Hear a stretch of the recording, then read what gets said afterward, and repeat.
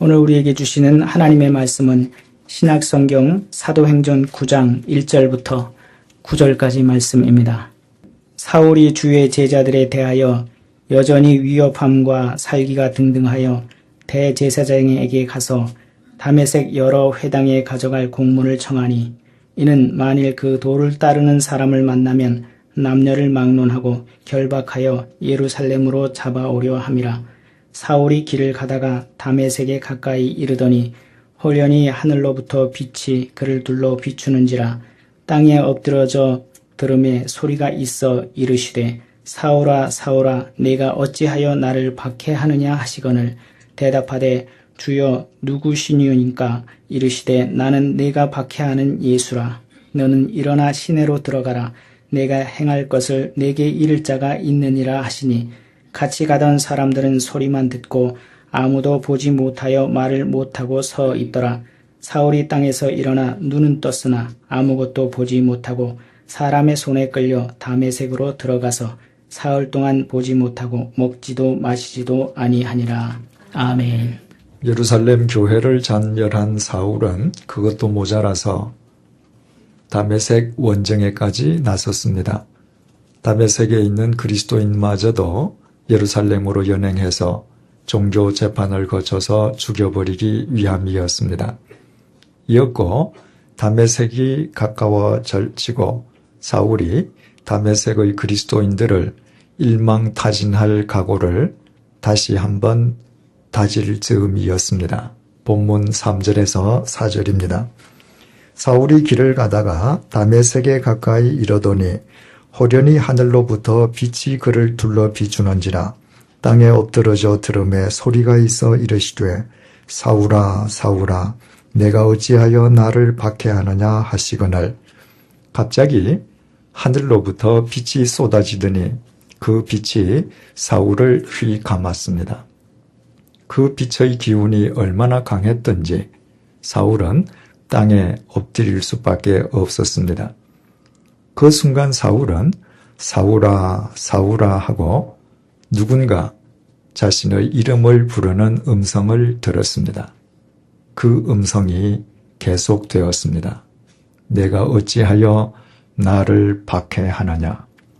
사울은 그 음성의 주인공이 정확하게 누구인지 그리고 자신이 누구를 박해했다는 말인지 그 의미를 알 수 없었습니다. 본문 5절입니다. 대답하되 주여 누구시니이까 이르시되 나는 네가 박해하는 예수라. 사울은 그 음성의 주인공을 향해서 단순히 당신이 누구십니까? 이렇게 묻지 않았습니다. 사울은 그 음성의 주인공을 향해서 주라고 호칭하며 주여 누구시니까? 라고 물었습니다. 사울이 퀴리에 주라고 하는 호칭을 사용한 것은 단지 그 음성의 주인공에 대한 존칭만을 의미하는 것이 아니었습니다.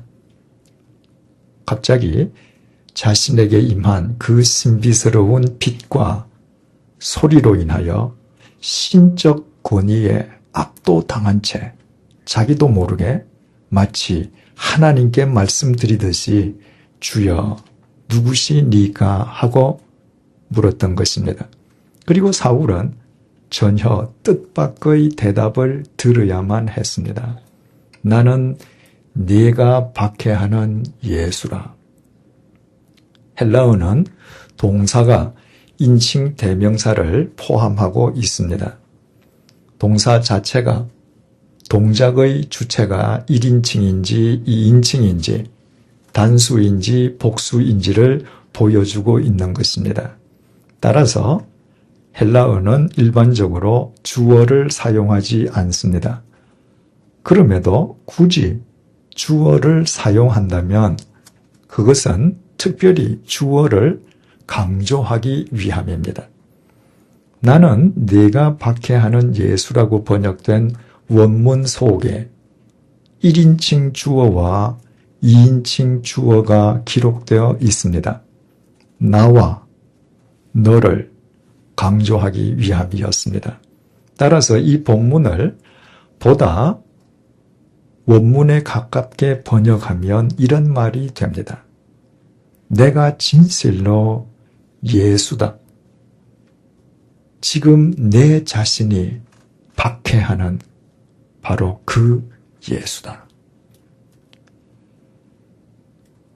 사람들이 뜻하지 아니한 충격적인 사건이나 사고를 접하면 그 사건이나 사고의 순간에 갑자기 시간이 멈추거나 혹은 시간의 속도가 현저하게 늦어지는 것을 경험하게 됩니다.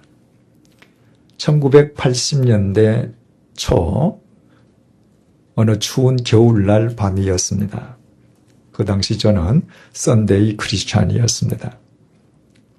당시 저와 같은 업계에 있던 분과 함께 광화문에 있는 일식집에서 술을 마셨습니다. 그때 술 마시던 그분이 지금 우리 교회 교인이십니다.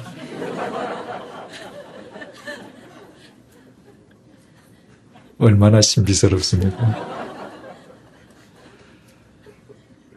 그날 밤에 술이 취한 채로 제가 제 차를 몰고 귀가하다가 그만 교통사고를 내었습니다.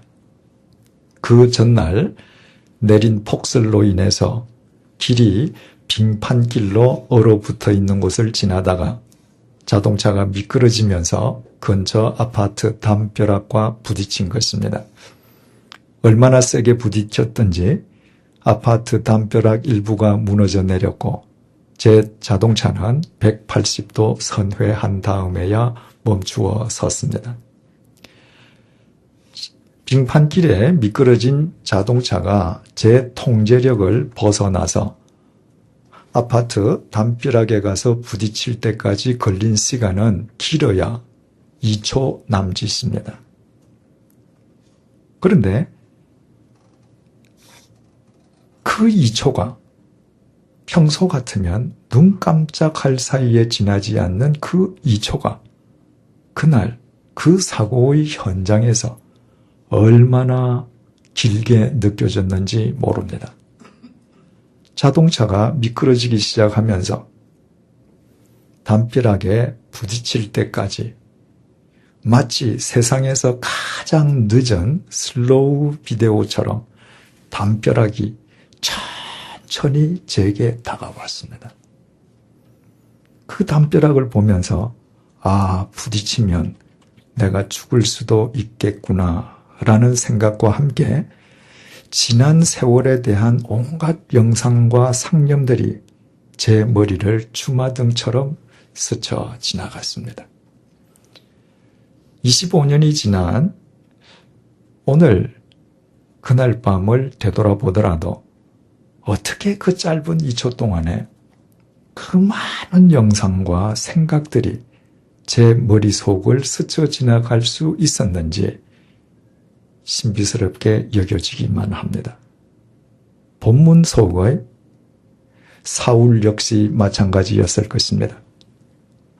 나는 내가 박해하는 예수라는 주님의 말씀을 듣는 순간 사울의 시간은 멈추어 버리고 말았을 것입니다. 자신에게 임한 그 음성이 예수님의 음성이라고 하는 것은 사울의 일생에서 가장 크나큰 충격이었기 때문입니다. 더욱이 예수님께서 말씀하시기를 나는 내가 박해하는 예수라고 말씀하셨습니다. 사울은 예수님께서 이 땅에 계시는 동안에 단 한 번도 예수님을 직접 만난 적이 없었습니다. 예수님을 직접 만난 적이 없었으니 예수님을 박해했을 리도 만무합니다. 그런데도 예수님께서는 사울에게 내가 어찌하여 나를 박해하느냐? 나는 내가 박해하는 예수라고 분명하게 말씀하셨습니다. 더욱이 박해하다는 의미의 헬라어 동사 디오코는 한 번 박해하고 끝나는 것을 의미하는 동사가 아니라 누군가를 집요하게 따라다니면서 괴롭히는 것을 의미하는 동사입니다. 예수님께서 사울에게 네가 나를 집요하게 박해했다고 말씀하셨던 것입니다. 십자가에 못 박혀 돌아가셨다는 예수님께서 살아계신다고 하는 것 자체도 사울에게는 큰 충격이었지만 그 예수님께서 예수님을 만난 적도 없는 사울에게 나는 내가 박해하는 예수라고 말씀하시는 것을 듣는 것은 사울에게는 더 큰 충격이었습니다. 그것은 마치 청천벽력과도 같았습니다. 그때의 충격이 얼마나 컸던지 그 말씀을 듣는 순간에 사울은 시력을 상실했고 그 이후에 사흘 동안이나 식음을 정폐할 정도였습니다. 그렇다면 예수님을 만난 적도 없는 사울에게 왜 예수님께서 나는 네가 박해하는 예수라고 말씀하셨겠습니까? 대체 사울의 무엇이 예수님에 대한 박해의 행위가 되었겠습니까? 먼저 사울이 예수님을 부정한 것이었습니다. 사울은 예수님의 그리스도 되심을, 예수님의 구원자 되심을, 예수님의 성자 하나님 되심을 철저하게 부정했던 사람입니다. 바로 그것이 사울의 주님에 대한 첫 번째 박해였습니다. 제가 책에도 썼습니다마는 천주교 신자인 소설가 박완서 선생님이 이런 글을 썼습니다. 그리스도인들은 더 이상 하나님을 살해해서는 안 된다. 얼마나 의미심장한 말인지 모르겠습니다.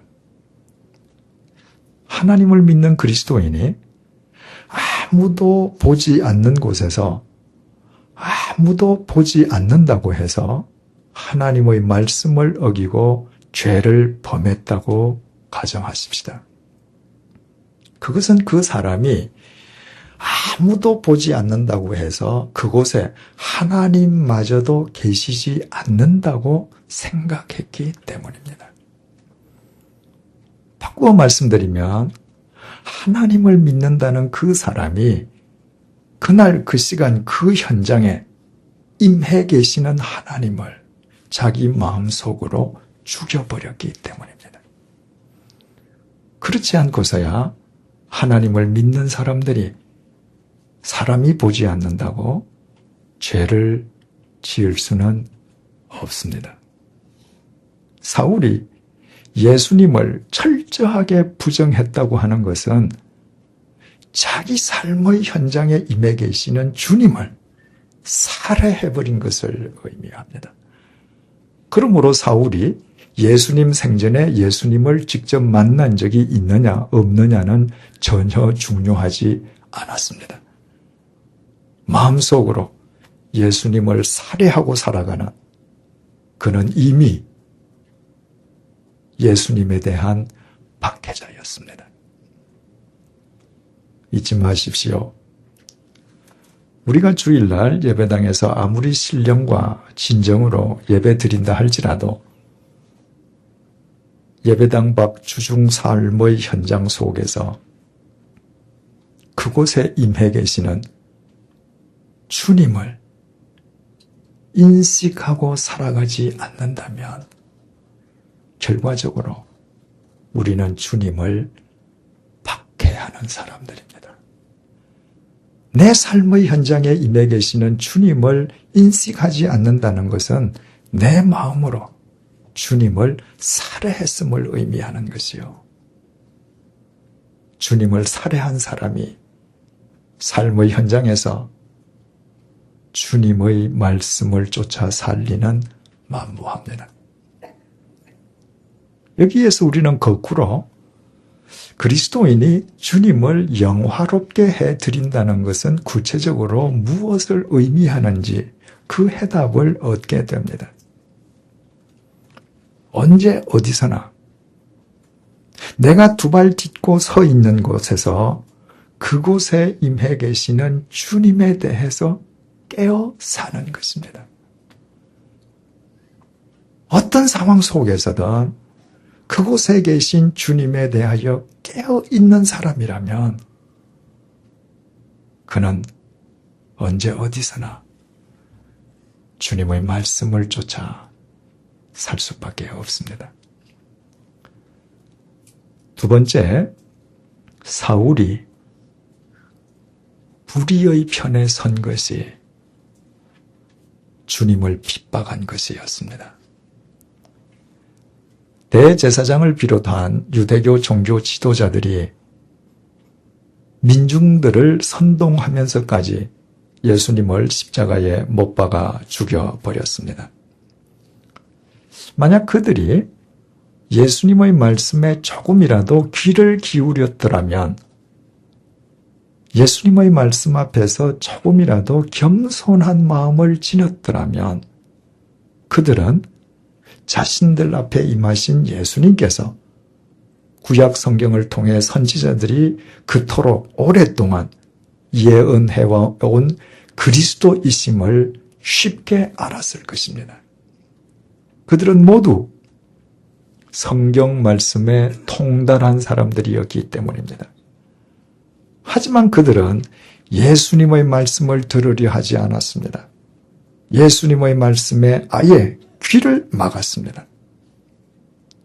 그들에게 이스라엘에서 가장 빈민촌인 달동네 나사렛 빈민 출신 예수님은 자신들의 기득권과 자신들의 기득권을 보장해주는 사회 체제를 근본적으로 뒤흔드는 불순분자에 지나지 않았습니다. 그래서 그들은 예수님을 죽였습니다. 진리보다도 자신의 욕망과 자신의 기득권을 더 중히 여긴 결과였습니다. 한마디로 그들은 모두 불의한 사람들이었습니다. 불행하게도 사울은 그 불의한 사람들과 한편이었습니다. 불의한 대제사장이 자신의 위임장을 사울에게 맡길 정도로 사울은 불의한 지도자들로부터 신임받는 청년이었습니다. 사울은 그 불의한 지도자들을 위하여 충성을 다 바쳤습니다. 그것이 불의한 그 집단 속에서 자신이 가장 확실하게 출세하고 성공할 수 있는 길이었기 때문입니다. 그러나 사울은 불의의 편이 되는 것이 진리이신 주님에 대한 박해가 된다는 사실을 알지 못하고 있었습니다. 우리가 주일마다 예배당에서 아무리 주님을 위해서 헌신적으로 봉사한다 할지라도 우리의 그릇된 기득권을 지키기 위해서, 우리의 욕구만을 충족시키기 위해서, 보다 더 큰 몫을 차지하기 위해서 불의와 타협하거나 불의한 사람과 야합한다면 우리는 주님을 박해하는 사람들일 수밖에 없습니다. 불의와 야합한다는 것은 진리를 유린하는 것을 의미하고, 그때의 진리는 예수 그리스도이시기 때문입니다. 반대로 현실적으로 내게 아무리 큰 반대 급부가 제시된다 할지라도 그것이 불의와 타협해야 하는 것이라면 과감히 불의의 고리를 끊고 불의와 맞선다면 우리는 정녕 주님을 영화롭게 하는 자들입니다. 불의와 맞서는 우리의 삶을 통해 주님의 진리가 흥왕할 것이기 때문입니다. 세 번째, 사울이 의로운 그리스도인들을 박해한 것이 주님에 대한 박해였습니다. 세상에는 자기 욕망을 위해서 불의와 타협하면서도 적어도 고의적으로는 의롭게 사는 사람을 해치지 않는 사람도 있습니다. 하지만 사울은 불의한 편에 가담하는 것만으로 만족하지 아니하고 의롭게 살아가는 그리스도인들을 박해했습니다. 예루살렘에서 213km나 떨어져 있는 다메섹으로 원정을 가기까지 그는 의로운 사람들을 박해하는 것을 자신의 천직으로 삼았습니다. 사울이 박해했던 의로운 그리스도인들은 주님을 주인으로 모시고 살아가는 사람들이었습니다. 따라서 사울이 그들을 박해했다고 하는 것은 그들의 주인이신 주님을 박해한 것이었습니다. 사람들은 의로운 그리스도인이 되기는 원하기는 하면서도 막상 자기의 삶 속에 정말 의로운 사람이나 자기보다 더 의로운 사람이 들어오는 것은 꺼려합니다. 정말 의로운 사람이 자기 삶 속에 들어오면 자기 삶이 불편해지기 때문입니다. 단지 내가 불편해진다는 이유만으로 내 곁에 있는 의로운 사람을 뒷덜미를 잡거나 그 앞을 가로막고 방해한다면 우리는 그 사람을 박해하는 것이 아니라 주님을 박해하는 사람인 것입니다. 그러나 이 세상의 어떤 도전과 어려움을 무릅쓰고서라도 주님의 의를 쫓아 의로운 길을 스스로 걸어갈 뿐 아니라 의로운 길을 걷는 사람들을 사랑하고 그들과 동행자가 된다면 그는 주님을 영화롭게 해드리는 진정한 그리스도인입니다. 한 번도 직접 만나 뵌 적도 없는 주님으로부터 내가 어찌하여 나를 핍박하느냐? 나는 내가 박해하는 예수라. 는 말씀을 듣고 그 말씀을 통해서 이 모든 중요한 사실을 깨닫게 된 사울의 삶은 그 이후에 확연하게 달라졌습니다. 그 이후부터 사울은 언제 어디서나 어느 곳에 있든 자신이 두 발 딛고 서 있는 그 삶의 현장에 임해 계시는 주님에 대하여 깨어있는 통찰력으로 살았습니다. 내가 그리스도와 함께 십자가에 못 박혔은즉 이제 내가 사는 것이 아니요 내 안에 그리스도께서 사신 것이라는 그의 고백처럼 그가 어디를 가든지 그의 마음 속에 주님을 주인으로 모시고 다녔기 때문입니다. 사울은 주님을 만난 직후에 불의한 유대교 집단과 결별했습니다. 사울을 배신자로 간주한 유태교 집단이 온갖 방법을 동원해서 사울을 죽이려 했지만 그러나 사울은 끝내 굴하지 않았습니다. 십자가에 못 박혀 돌아가신 예수님께서 부활하신 그리스도이심을 모를 때였으면 모르지만 그 사실을 안 이상 또다시 진리이신 주님을 짓밟는 어리석은 삶을 되풀이할 수는 없었기 때문입니다. 그는 오직 예수 그리스도의 의를 쫓아 그리스도인의 의로운 길을 걸었습니다.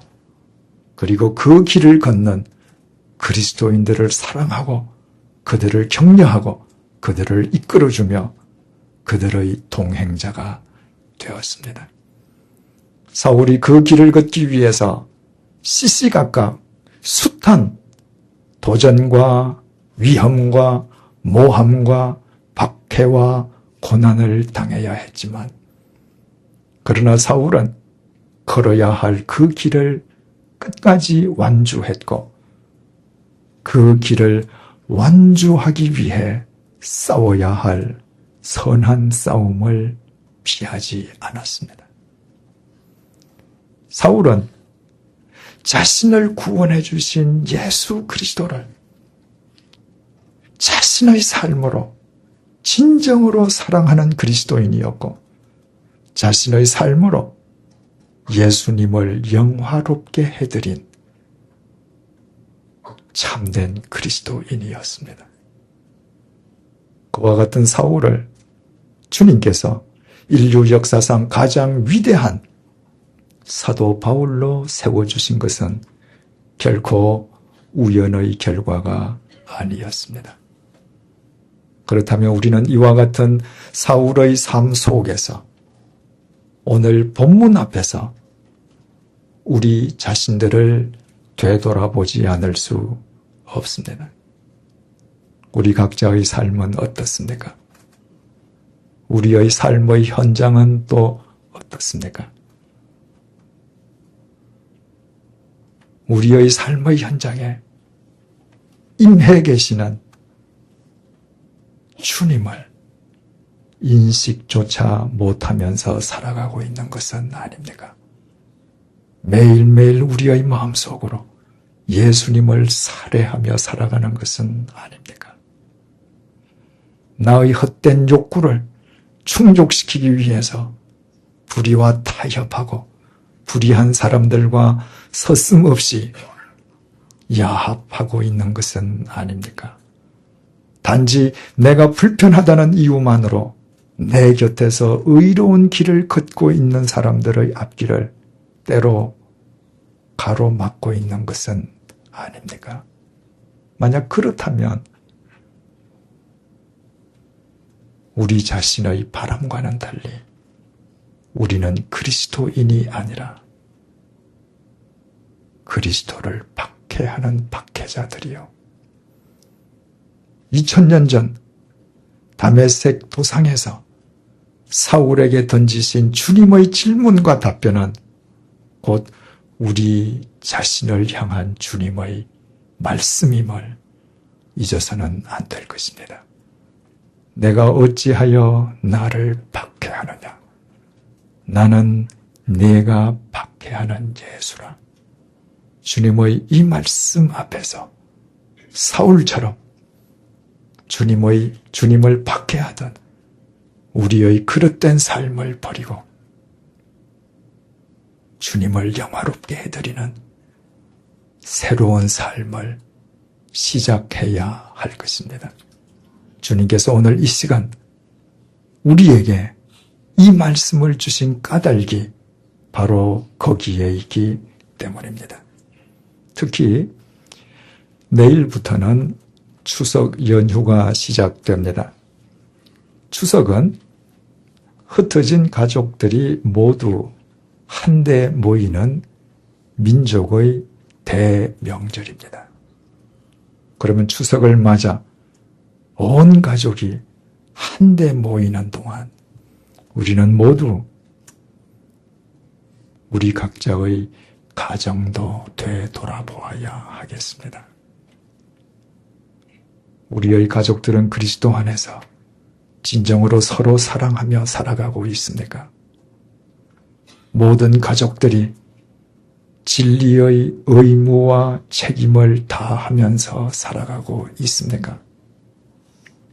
만약 아니라면 그것은 우리가 우리 가정에 임해 계시는 주님을 살해하며 살고 있기 때문이요.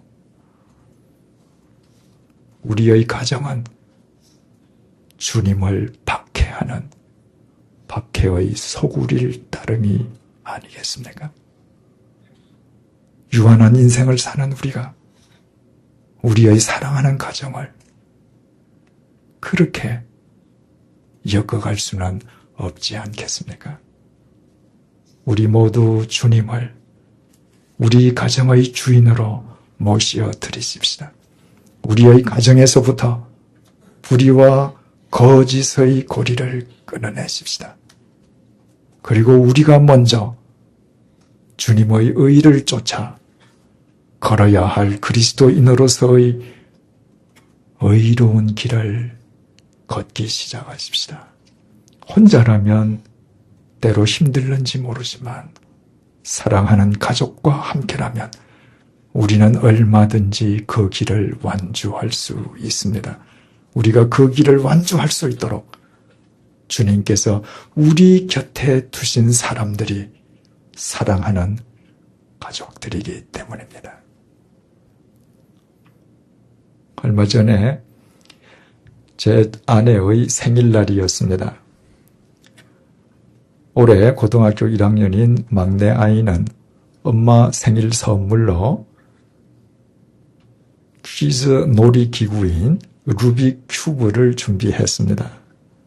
그리고 그 선물을 다음과 같은 내용의 축하 카드와 함께 엄마에게 건넸습니다. 그 내용을 아이의 양해를 받아서 읽어드리겠습니다.